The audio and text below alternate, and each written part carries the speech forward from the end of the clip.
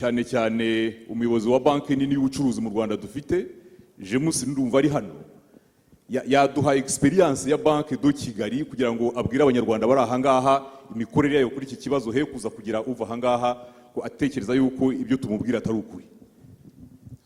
Ariko ngira ngo ibyo birasobanutse twagendera kuri ibyo ngibyo.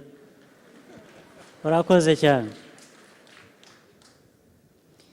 Hanyuma ikibazo cya Eugene mu Bubiligi ngira ngo yari nk'inama yajyaga n'icyifuzo ngira ngo nabyo byumvikanye numva nta kindi nabivugaho, ariko ngira ngo reka igisubizo cyambajijwe mu Gifaransa nashubije mu Kinyarwanda hagira abamfasha. Hari translation yabyumvise? Good. Kare nahoze mfite ubwoba ambassador ubwo yavugaga nahoze ngira ngo ndi bugombe kumusobanurira kumusemurira mu Kinyarwanda yavugaga, ariko nasanze yaramenyeye Ikinyarwanda cyinshi mu Bufaransa kurusha icyo yarazi mu Rwanda.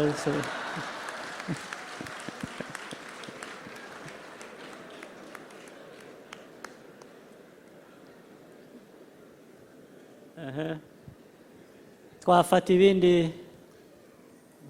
Murakoze nyakubahwa Perezida wa Repubulika aduhaye rero akanya ko gufata ibindi bibazo. Mugire vuba cyane, ndahera inyuma kuko mbere nahereye imbere. Derrière s'il vous plaît. Ariko kandi ndashaka ko les Africains qui veulent poser des questions aussi peuvent les poser. Niba hari abavandimwe bacu bo muri Afurika bafite ibyo bibazo, abafite protocole mutange mikoro.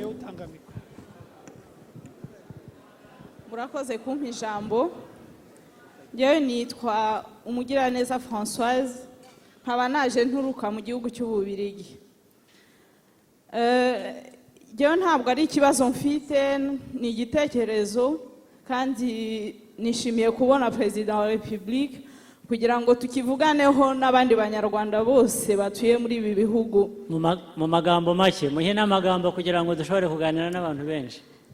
Hano hari objectif ya Union Européenne ijyanye n'ibintu bya energie, bavuga ko muri transport bagamije gukoresha 10% ya energie muri transport ivuye kuri energie renouvelable, kandi muri zo 95% iva ku bintu bita agrocarburant. Iyo agrocarburant ikaba iva cyane cyane ku bintu bihingwa. Kugiye kubigira birebire cyane. Mumbabarire ndakomezaho gato. Naho ubundi icyo gishaka gusanga iyo agrocarburant rero ikaba impungenge yuko bashobora gufata. Turumvikana? Birasa naho biganisha ko icyo kibazo kibarizwa hano gishobora kuba cyakemurirwa ahandi. Ntabwo ari ikibazo, ni igitekerezo kugira ngo abantu b'investisiza mu Rwanda bafungura amaso, batazaza kutubeshya bakadutwarira ubutaka, kuko biragaragara cyane muri Afurika ko hari accaparement de terre. Ntabwo ari mu Rwanda gusa, wenda nabyo bishobora kuba byaratangiye, ariko n'ahandi mu bihugu bya Afurika birahari. Murakoze cyane. Nagira ngo mpijambo umuturanyi wacu wa Afrika. Bonjour Monsieur le Président. Je suis de la diaspora sénégalaise, ami du Rwanda, et nous sommes très heureux d'être conviés aujourd'hui pour vous donner notre contribution et montrer notre attachement au Rwanda et aussi à l'Afrique tout entière. Donc moi, ma question concerne l'unité africaine. Parce qu'actuellement, avec la crise qui sévit actuellement dans le monde, on constate que même les pays occidentaux, les pays développés, ont un grand besoin de s'unir leurs forces et d'être solidaires pour faire face à tous les problèmes. Actuellement, nous, les Africains de la diaspora, on a du mal à voir le rôle que nos dirigeants jouent dans les problèmes qui sévissent en Afrique. Notamment la famine dans la Corne de l'Afrique. On n'a pas entendu nos dirigeants africains prendre position, s'unir pour monter donc de la solidarité pour aider cette partie de l'Afrique. Et aussi, tout à l'heure, la personne qui parlait du fonds d'investissement au Rwanda nous a parlé des problèmes que constitue donc, la mauvaise publicité qu'on fait de l'Afrique, notamment au niveau du tourisme, parce qu'ici en France, quand on parle d'Afrique, de toute façon, quand on voit un Africain, on vous dit tout de suite que vous soyez Rwandais, Sénégalais, Malien, on vous dit Africain. Et donc nous, on trouve qu'il faudrait que l'Afrique s'unisse, soit unie pour dire avec un seul mot, dire que, bon, par exemple, pour lutter contre la mauvaise publicité, l'instabilité de l'Afrique, pour lutter contre l'instabilité de l'Afrique, montrer que l'Afrique peut accueillir des investisseurs étrangers, l'Afrique n'est pas que la guerre, n'est pas que la pauvreté, et montrer une nouvelle image de l'Afrique pour que tous les investisseurs européens puissent venir en Afrique et le courage d'investir et pour que l'Afrique se développe une fois pour tous. Merci, Monsieur le Président. Merci. Merci beaucoup, notre ami du Sénégal, merci beaucoup. Ici, s'il vous plaît, Hano. J'ai le micro là. Ah, ben... Just a moment. Oui, je me présente, je m'appelle Noki Djedanoum, je suis tchadien, donc ami... yabaretseho gatoya nkabanza nkumva ibyo wa mbere yavuze igifaransa cyanjye Noki, vous attendez un tout petit peu que le président de la République écoute ce que le premier a dit. Merci. Vous aurez votre parole après.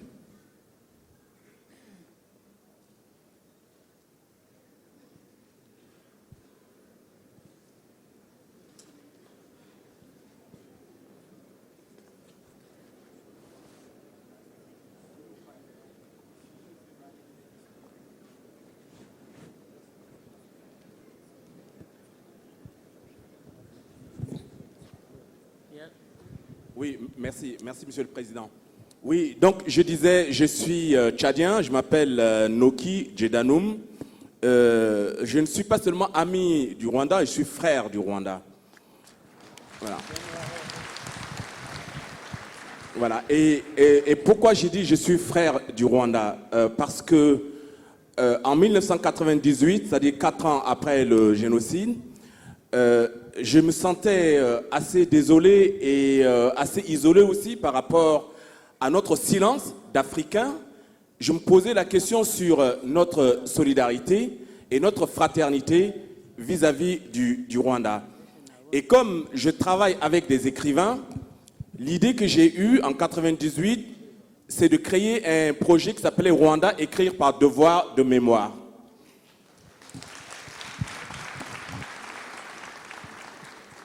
Et ces projets nous avaient permis donc d'être de nombreuses nationalités, le Sénégal, le Burkina, Djibouti, le Kenya, etc., et des Rwandais bien sûr. Et nous sommes allés au Rwanda. Nous sommes restés d'abord de 1998 à 2000, nous avons travaillé au Rwanda. Et c'est pour ça que je parle de fraternité. Ce travail nous a permis de publier 10 livres sur le génocide. Aujourd'hui, c'est-à-dire plusieurs années après ce qui s'est passé, il y a encore des étudiants partout dans le monde qui continuent à faire leur thèse à partir des travaux que nous avons réalisés. Atom, les artistes qui sont là connaissent très bien le travail. Ma question aujourd'hui, c'est en 2014, c'est la 20e commémoration. Nous sommes en train déjà de réfléchir. Qu'est-ce que nous allons faire en tant qu'Africains en 2014? Nous sommes en train de réfléchir et comme le président dit, il vaut mieux ne pas poser de questions et donner des solutions. Nous cherchons les solutions. Mais toutefois, ma question, Monsieur le Président, c'est par rapport à la culture. C'est-à-dire, toutes les interventions que j'ai écoutées ici, on parle de l'économie. Mais l'identité rwandaise, c'est d'abord la culture, me semble-t-il. Alors, Monsieur le Président, quelle est votre vision de la culture? Parce que j'ai écouté votre discours politique auquel j'adhère. C'est la première fois que j'assiste à un grand rendez-vous avec un président de la République, un président africain de la République. C'est la première fois. C'est dire. Monsieur le Président, quelle est votre vision de la culture? Quelle place la culture occupe dans votre politique? Vous-même, personnellement, est-ce que vous lisez beaucoup? Qu'est-ce que vous lisez? Est-ce que vous regardez des films? Est-ce que vous allez au cinéma? Voilà, je m'arrête là. Merci. Merci, Gédanom. Merci, Gédanom. Encore deux questions, s'il vous plaît. Ibibazo bibiri hariya inyuma batigeze bavuga hariya bibiri bya nyuma. Mubahe micro. Ici, Oumata Djala, de la diaspora béninoise. C'est juste une contribution. Monsieur le Président, nul doute, vous êtes un homme de conviction et de défi.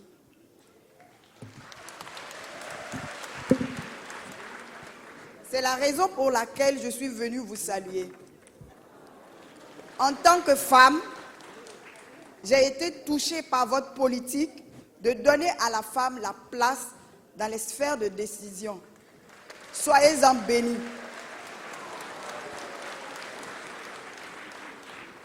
Vos exploits sont nombreux et je ne veux pas me languir à les citer.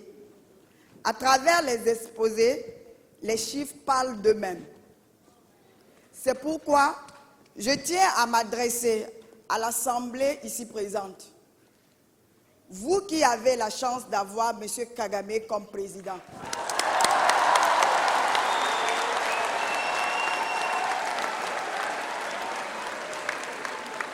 Profitez-en. Parce que nombreux sont ceux qui ont besoin des hommes de sa trempe. Je vous remercie.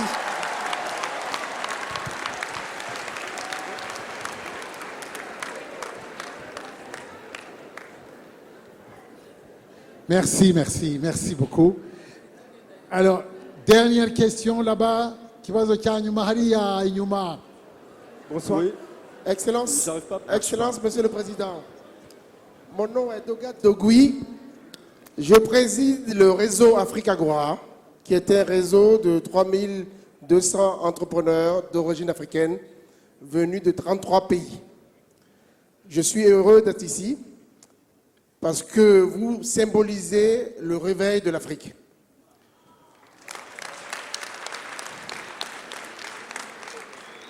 Une contribution et une solution.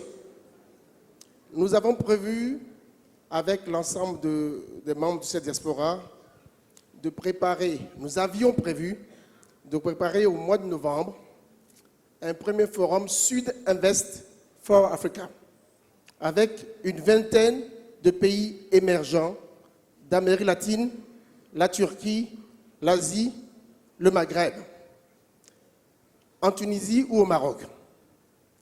Le printemps arabe et les difficultés nous ont fait penser qu'il fallait que nous revenions vers l'Afrique subsaharienne. J'ai donc adressé un courrier, une proposition à M. l'ambassadeur du Rwanda en France, et je tiens officiellement à le redire devant vous, M. le Président. Nous souhaiterions que ce premier forum des investisseurs des pays émergents se tienne au Rwanda, dans la mesure du possible, au mois de février. Je suis avec une délégation d'entrepreneurs d'Africagora et je voudrais vous donner l'opportunité d'avoir une deuxième contribution et une solution. J'ai à mes côtés le champion du monde du Wushu, le premier noir à avoir intégré le temple de Shaolin en Chine. Il a pour objectif de continuer les investissements chinois sur le continent et il vient d'avoir des autorités chinoises le feu vert pour accorder 10 bourses à des étudiants africains pour apprendre la médecine sportive pendant 5 ans à Pékin. Et il voudrait vous dire qu'après avoir passé cette magnifique journée, d'avoir rencontré le peuple du Rwanda ici en France et d'avoir écouté ce que vous avez dit, il voudrait réserver 2 de ces places aux Rwandais.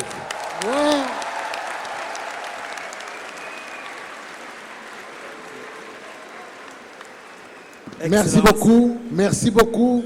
Nos amis les Africains, Ouamba Ikirezi Ntamenya ko kera. C'est ce que la béninoise nous a rappelé. Eh bien, nous ne connaissons pas suffisamment la chance que nous avons d'avoir le président de la République, Kagame Paul. Maintenant, Monsieur le Président de la République, ngaruke mu Kinyarwanda. Nyakubahwa Perezida wa Repubulika, twagira ngo noneho mushobore gusubiza cyangwa kuvuga icyo mutekereza. Nyakubahwa Perezida wa Repubulika aduhaye undi mwanya kugira ngo mukomeze mubaze ibibazo. Okay, reka mbanze ndangize ibi. Ngira ngo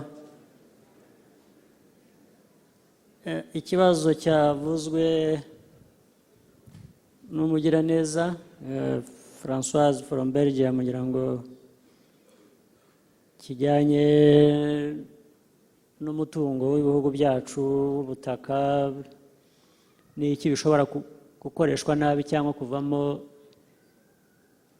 ingaruka zitari nziza. Ngira ngo ikibazo yibukije cyo gifite ishingiro, ariko ndibwira ko mu Rwanda tuzagerageza kubyitondera. Hari byinshi ubundi bikorwa mu bihugu bya Afurika ntibigende neza, kenshi bikaba bituruka nuko abantu ubwabo aho biba byakorewe biba bititondewe nyine, ariko ngira ngo icyo yibukije gifite ishingiro, abantu bajya babireba neza.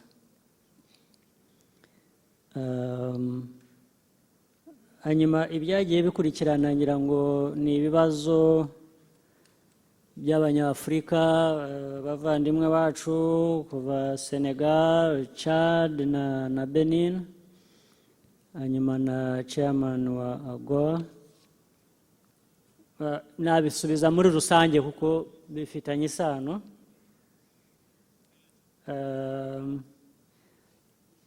Icy'Abanyafurika gukorana haba muri Afurika haba no hanze ya Afurika, nge nibwira ko bifite akamaro kabyo. Ntabwo twakorana muri Afurika gusa ngo hanze abantu bo gukorana, cyangwa hanze ngo bakorane muri Afurika two gukorana. Abanyafurika rero kuba bajya bungurana inama, bajya inama, bakorera hamwe, bagira uko bumvikana, byo bifite ishingiro. Ntabwo nirwo mbisubiraho, nagira ngo nshimire gusa umuvandimwe wo muri Senegal ku byavuze.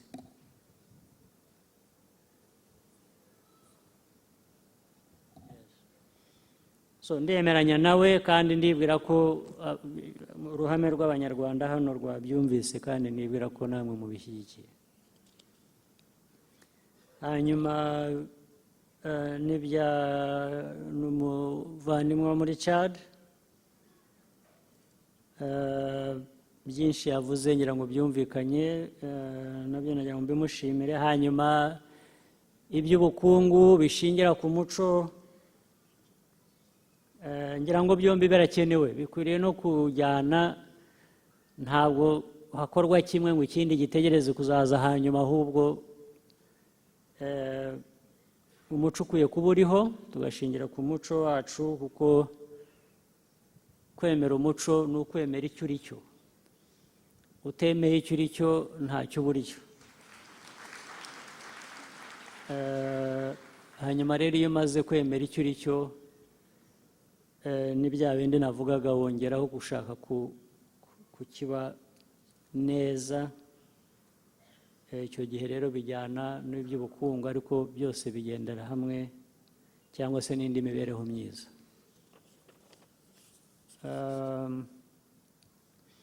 Nashimira umudamu wo muri Benin, my sister from Benin.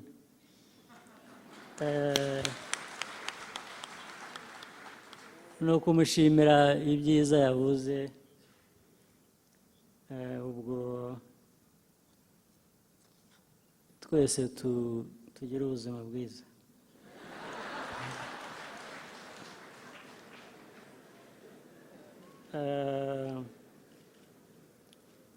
Hanyuma n'ikijyanye na Goa nawe ku byo yavuze nawe ngira ngo yavuze ibintu bisobanutse nagira ngo mushimire. Hanyuma n'iby'iyi nama ngira ngo abantu babyiga niba yaranditse twareba icyo bikeneye n'icyo ari cyo ku buryo abantu bacu mu Rwanda bavugana ni South Investor Forum for Africa, tukareba uko twayibyaza umusaruro ushimishije ku Rwanda. Ubundi nta kibazo twagira kugira ngo dukorane n'abantu bafite ibitekerezo byiza nk'ibi, tubishyigikire, tubivanemo icyo tugomba kubivanamo. Ndibwira rero ko abantu b'inzego zacu babishinzwe bazabikurikirana tukamuha igisubizo bitari kera. Hanyuma no gushimira rero abatanze scholarship n'ibijyanye na sports medicine. Twafata ibindi bitanu hanyuma tukasoza wenda. Ibindi bitanu rero abatanga mikoro. Président Kagame, je vous remercie de tout cœur que vous êtes venu ici en Europe. J'ai eu la chance de voir et de lire et surtout de comprendre votre speech aux États-Unis et ici ce soir en France. Dites s'il vous plaît d'où vous venez en France. Je suis d'origine belge, j'habite à Anvers et j'ai été invité par mes amis, mes frères rwandais. Votre nom s'il vous plaît. Votre nom s'il vous plaît. Mon nom est Eddie Van Mechelen.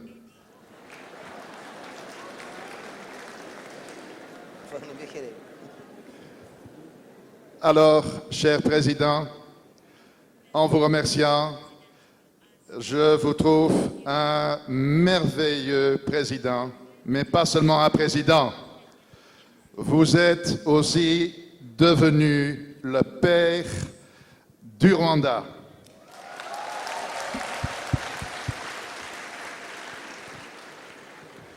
Et pour cela, je demande pas seulement un applaudissement, mais un applaudissement infernal.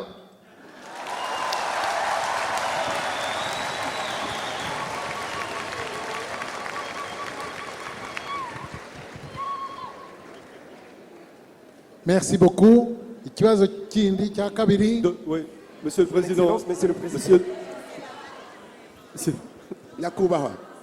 le Président, bonsoir. Dominique Bora, je suis français et je suis 100% pro-Rwanda. 100%. Monsieur le Président, il y a un domaine qui échappe aux critiques de vos pires adversaires, c'est la réussite de votre politique économique et technologique. Elle est tellement extraordinaire que tout le monde la salue. Personne ne peut la combattre. Personne ne peut dire qu'il y a la moindre erreur dans cette vision. Alors, Monsieur le Président, aujourd'hui, nous sommes un petit groupe en France à parler de Silicon Valley du Rwanda ou de futur Silicon Valley du Rwanda. La question que je vous adresse, Monsieur le Président, c'est s'il y a un terme en Kinyarwanda qui permet de désigner cette nouvelle réalité. Ça nous serait très utile d'avoir un mot. Merci. Merci. Ibibazo bibiri abanyarwanda babiri s'il vous plaît. Ibibazo bibiri n'umunyarwanda. Nyakubahwa Perezida, muraho. Nitwa Jean Rwiyamirira, mba muri Espagne. Ndi umunyabugeni wazobereye mu guha agaciro imyuga y'ubugeni gakondo. Nyakubahwa Perezida, ubwo muherutse mu Bubiligi naboherereje intashyo nziza harimo na dosiye sinzi rero niba mwarabibonye ariko hari umuntu wakubajije ngo ibya culture uko bigenda umusubiza uti mfite abantu bazabimfashamo kuko niko kazi kanjye ndifuza kuza kubafasha mu by'ubugeni ni izihe nzira nacamo ngo igitekerezo mfite niba gishima tuzagishyire mu bikorwa. Akoze ikibazo cya nyuma.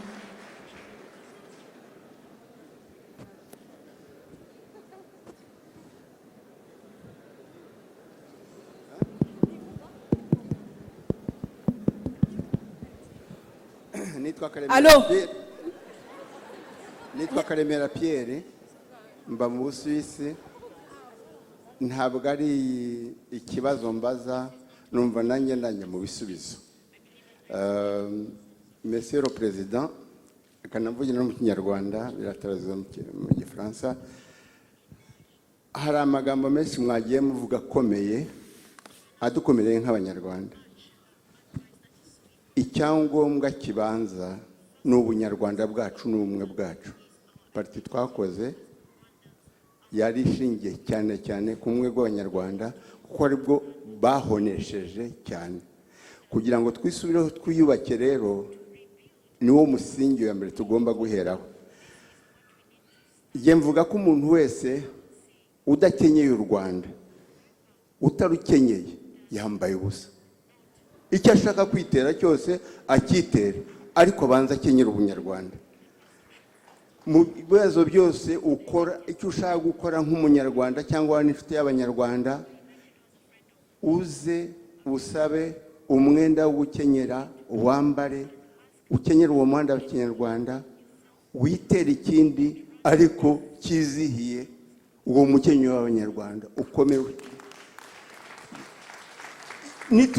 Nitugera kuri icyo kibazo twabishoboye ibyo ngibyo, tuzubaka u Rwanda, tuzubaka Afurika, tuzubaka isi nk'abantu baba kuri humanite. Murakoze.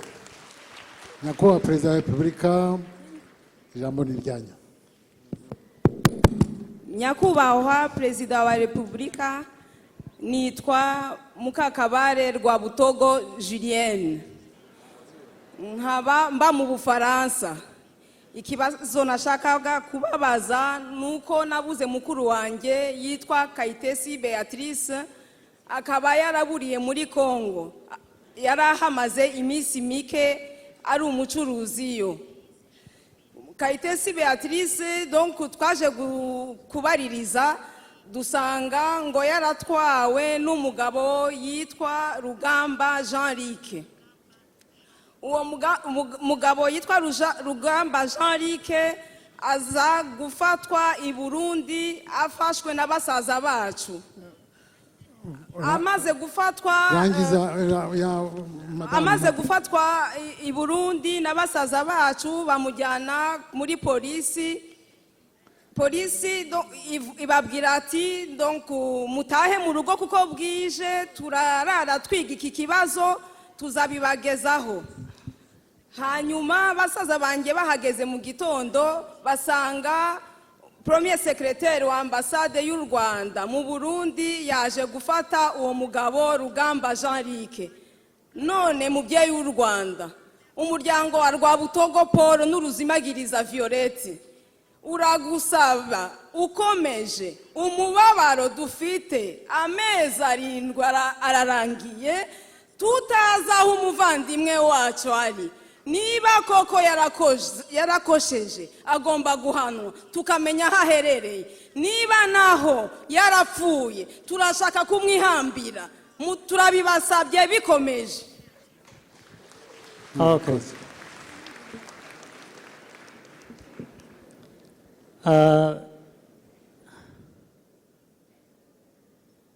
Edi wo mu Bubiligi, ngira ngo no kumushimira gusa ko hari byinshi yavuze, nawashimira kandi byiza ndamushimiye.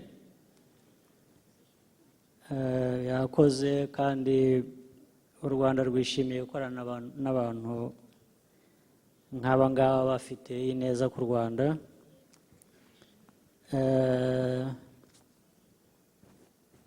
Na Dominique nawe ku bya ICT yavuze, hanyuma abantu kuzashakisha n'ururimi rwajyana nk'uko bita Silicon Valley ariko yo mu Rwanda, kugira ngo bijyane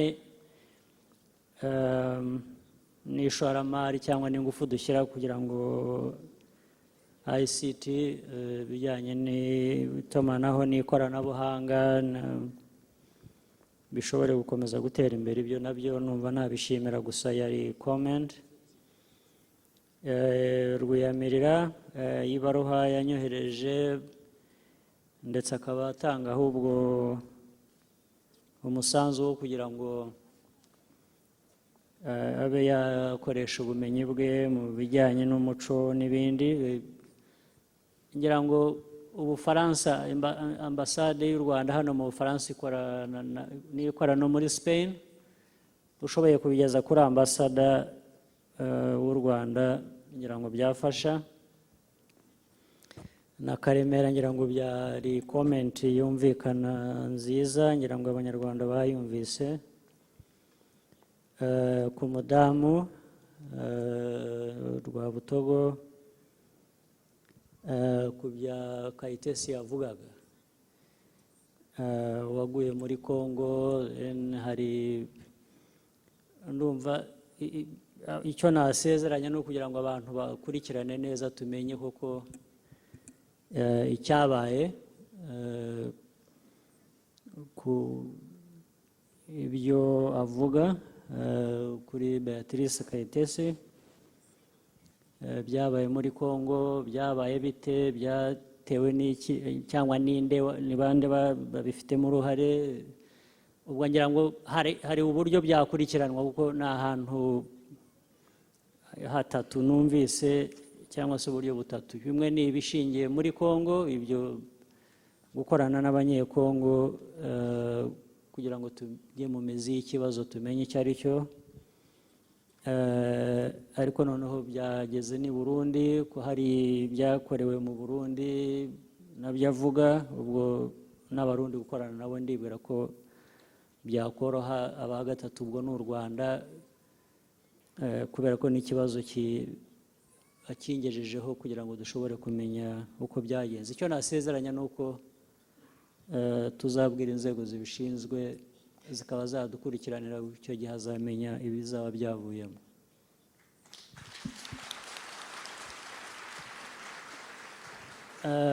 Ibindi bitanu niba cyangwa bitatu cyangwa bingahe mushaka, bitatu. Nyakubahwa Perezida wa Repubulika twemereye bitatu.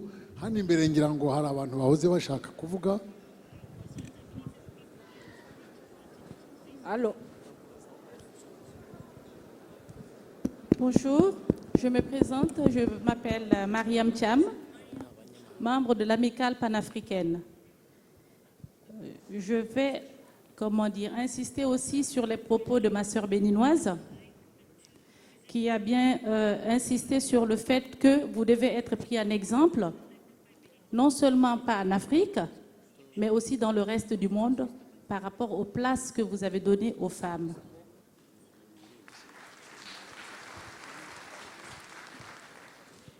Dans mon pays d'origine, le Mali, souvent on dit quand on éduque une femme, quand on donne la place à une femme, on a donné la place à une famille, à une société, à une nation, donc à l'humanité.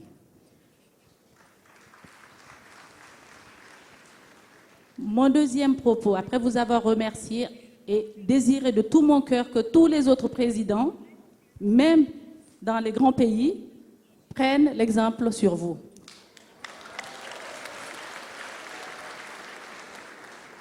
La deuxième, elle concerne le rôle de la diaspora. Je suis secrétaire au développement africain dans l'association amicale panafricaine. Nous œuvrons pour la réalisation de l'unité africaine à partir de la base. c'est-à-dire entre nous, comme nous sommes là, et pouvoir être accompagnés par les institutions et notamment l'Union africaine. Aujourd'hui, avec tout ce qui se passe, que ce soit l'Afrique blanche, l'Afrique noire, et les décisions qui ont été prises, nous savons que nous avons besoin de nous réorganiser. Et cette réorganisation, elle ne pourra se faire qu'en comptant, comme vous l'avez si bien dit dans votre discours, sur les forces vives de la nation, des nations africaines, à l'intérieur des pays, mais aussi des membres de la diaspora africaine. Je l'ai dit, je suis malienne. La diaspora malienne apporte plus de 6 fois ce que le Mali reçoit en aide au développement, mais de manière informelle. Tous les grands pays d'Europe ont essayé, en s'organisant, pour pouvoir gérer cette petite épargne qui échappe au circuit normal. Donc, si vous pouvez faire quelque chose pour ça. Je sais que vous avez beaucoup de tâches, vous-même et votre gouvernement, mais permettez-moi d'en rajouter une autre, qui est laquelle? L'organisation de la diaspora africaine. Elle a été lancée par l'ancien président Alpha Oumar Konaré, et nous nous sommes rencontrés ici même en France, le 12 et 13 septembre 2006, pour essayer de nous organiser en tant que 6e région de l'Afrique. C'est cette tâche que je voudrais vous confier. Je sais ce que vous avez comme responsabilité en direction d'abord du Rwanda, mais de l'Afrique et le reste du monde. Et une dernière chose, aidez-nous, parce que nous qui sommes de la diaspora, aujourd'hui, que ce soit dans nos pays d'origine, mais dans nos pays d'accueil, on nous rappelle toujours, je donne mon exemple, je suis malienne, française d'origine malienne, mais on me rappelle toujours mes origines. Et aujourd'hui, qu'est-ce qu'on doit faire, nous, qui sommes partis du continent, quelles que soient les raisons? Devrions-nous être punis pour avoir quitté? Ou devrions-nous être punis pour être dans ces pays d'accueil où on est toujours suspecté, on est regardé, je ne dis pas, je ne mets pas tout le monde, en grande partie, en tout cas les décideurs, parce que cette raison aussi que l'on sent dans l'Europe, je ne dirais pas la xénophobie, c'est plus fort, mais on n'en est pas très très loin, et qu'aujourd'hui, on nous considère comme des oiseaux, on dit chez nous, qui ne savent plus sur quelle branche se poser. Certes, nous avons des forces, des compétences, et nous souhaitons les mettre à vos côtés pour le développement du continent africain. Merci.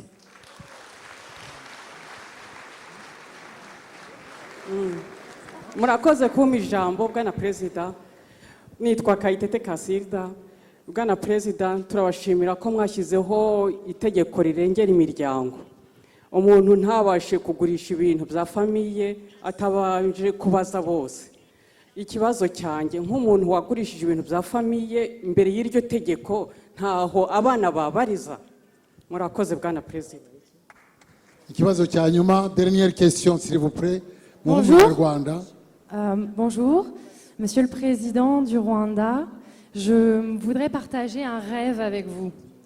Je connais votre pays, je connais vos artistes et je sais combien votre pays est riche d'artistes traditionnels mais aussi contemporains.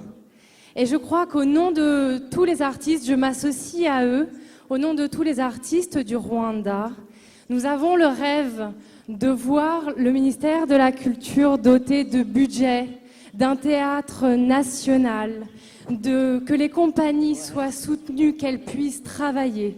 Car les artistes de votre pays ont besoin de temps pour répéter, pour penser. Ils sont porteurs d'espoir, d'avenir. Ils pensent au sens penser avec un A, c'est-à-dire penser les blessures, mais aussi réfléchir à la société de demain. Et je crois qu'ils le font avec du talent, avec beaucoup de talent. Alors, je voudrais partager avec vous ce rêve de les aider à continuer et à créer les artistes de demain, avec de la formation, avec des théâtres, des lieux, et que les artistes puissent vivre de nouveau. Merci.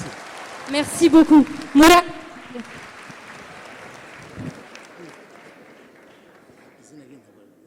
Le nom, s'il vous plaît. Donnez le nom à Monsieur le Président. Votre nom, la dame qui vient de parler.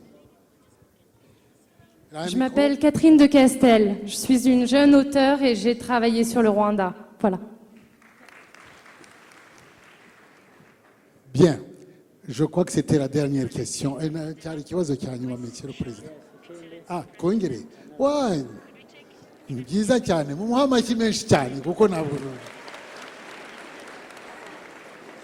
Abandi nyuma, abandi. Nyakubahwa Perezida wa Repubulika. Nyakubahwa Perezida wa Repubulika. Nitwa Kumukiza Frazier. Mfite ibitekerezo bibiri harimo n'ikibazo. Kimwe. Okay. Kimwe. Ikibazo cyanjye ni ikijyanye na diaspora iri mu mahanga, ari muri France cyangwa no mu bindi bihugu muri Europe. Abajeni bumvaga bagombye gufasha u Rwanda muri gahunda yo gufasha igiturage, kuko ari cyo moteri deja igihugu. Nkaba nshimira cyane gahunda mwatangiye ya Girinka. Nkaba ntumva rero abajeni bakora hano n'abatari abajeni dushobora kugira uruhare rugaragara mu gihe mwaba mufite gahunda muri minisiteri bishinzwe iyobora abo bajeni mu kwinvestisa mu mishinga mitoya. Nkaba nagira ngo nibutse ko aba investisseurs ntago ari ubwo bonyine bafite amafaranga ahagije. Ndashaka kuvuga ko n'abafite amafaranga makeya bashobora kwinvestisa mu mushinga mitoya kandi ishobora guteza igihugu imbere. Nkaba nagira ngo mbabaze rero mu buryo buhinnye niba muri minisiteri ishinzwe ubukungu bw'igihugu haba hari gahunda igenewe abajeni bari mu mahanga bari hanze mu kwinvestisa mu mishinga mito. Murakoze. Ikindi kibazo abatanga mikoro s'il vous plaît. Abatanga mikoro. Son Excellence, Monsieur le Président. Je suis Blaise Kinyali, je suis ami du Rwanda et puis je suis président du cabinet technologique WorldCorp. Je commence par vous féliciter pour tout ce que vous faites pour faire du Rwanda un pays émergent. Et je vous félicite également pour votre sens de perspicacité. Voilà. Je ne suis pas là pour une plainte ou pour une question. Je suis là puisque nous sommes porteurs d'un projet avec nous et nous souhaitons, si vous le souhaitez, vous le remettre en main propre. Nous souhaitons que vous ayez la primauté de ce projet. Je vous remercie. Oui, twende wewe umanze kuvuga. Blaise Kinyali. Ah. Kinyali. K-I-N-I-A-L-I.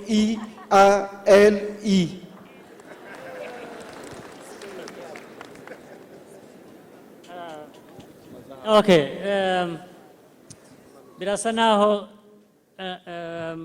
nubwo abantu bagifite ibibazo byinshi cyangwa ibitekerezo bashaka ibibazo babaza cyangwa ibitekerezo batanga, birasa naho ntako twabigenza kugira ngo twumve buri wese iyo byashobokaga. Birasa rero nkaho tugomba kugira ubwo duhina tugasoza, ariko icyagiye gifasha nuko abenshi bagiye batanga ibisubizo cyangwa bakagira ibyo bavuga byumvikana bitagomba kubitindaho. Ariko reka mvuge ko kuri Pan African French Group nashimiraga comments zakozwe na Madame Thiam ku bibazo rero bijyanye na organization ya African Diaspora nayo n'ukuntu ijwi ryabo ryakumvikana cyangwa uko batera inkunga mu kugira ngo bitere imbere muri Afurika no gukorana n'urwego rwa Afurika cyangwa inzego za Afurika harimo urwa African Union. Ubundi former president wa Mali Alpha Konare ubundi ni umuntu niba yarabirimo ubwo bishobora kuzakomeza gutera imbere, ariko natwe twakongeraho inkunga yacu. Nzifuza ko tuwabikurikirana tukamenya urwego bigezeho cyangwa icyo umuntu yakora kugira ngo birusheho gutera imbere. Icyo nicyo navuga ko twashaka uburyo twazabatera inkunga. Nyuma ikibazo cya kabiri cya Kantete, ibijyanye n'itegeko. Itegeko ryo ubundi nyine iyo ryaryeho nk'uko rijyaho, ibikorwa bihera kuri iryo tegeko, ntabwo bisubira inyuma ngo bijye mu by'iyindi myaka. So birumvikana rero ko icyaba cyarabaye kera ayo mategeko atarajyaho bugomba kuba ari byinshi cyane, abantu bagiye no kubisubiramo ubwabyo byananirana, ariko ndibwira ko twahera aho ngaho, aho itegeko ryaduhereye ububasha twese nk'abanyarwanda kugira ngo tube twarishingiraho. Ibyo gusubira inyuma byongera ngo byagorana.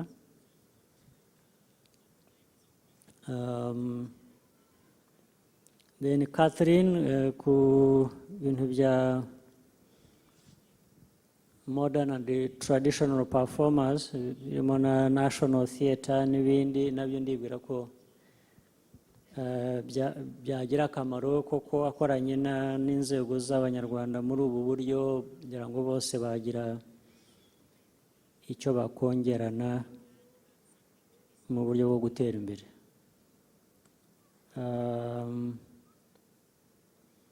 No gushimira ku bya gahunda, abashaka gutera gahunda y'inkunga kuri gahunda za leta mu gutera imbere, harimo na Girinka, kugira ngo twabishyigikira kandi tugashaka uburyo twabyorohereza abashaka gutera inkunga, nabyo ndumva nabishimira. Hanyuma kuri ikibazo cya Blaise proposal afite ashaka gutanga, ngira ngo wenda navuga ko hariho uburyo bwo kubingezaho, ngira ngo bihereye no kuri ambasade uri hano, nabimuha ubwo bizahera ko bingeraho. Hanyuma bihereye ku bizaba birimo, hashobora gukurikiraho uburyo bwo kubiganira, noneho tubishyira mu buryo. Ndumva ari ahantu hagarukira. So wabasaba ko dusoreza hano, nta kundi twabigenza. Murakoze cyane nyakubahwa Perezida.